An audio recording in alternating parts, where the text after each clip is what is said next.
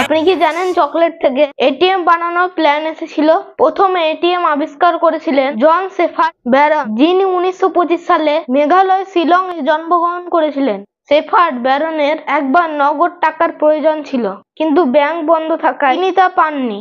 তখন তিনি ভাবেন, যদি ভেন্ডিং মেশিন চকলেট দিতে পারে, তাহলে কেন এমন একটা মেশিন হতে পারে না যা টাকা দিতে পারে। এই চিন্তা ভাবনা থেকেই ইন্সপায়ার্ড হয়ে শেফার্ড ব্যারন ব্যাকলেস ব্যাংকে অফিসারদের সঙ্গে কথা বলেন। ব্যাংক কর্মীদের বিষয়টা পছন্দ হয় এবং কাজ শুরু হয়। 2 বছর পর প্রথম এটিএম বাস্তবে পরিণত হয়। 1967 সালে 27 জুন লন্ডনের এনফিল্ড শহরে মেশিনটি ব্যাকলেস ব্যাংকের একটি শাখার বাইরে স্থাপন করা হয়।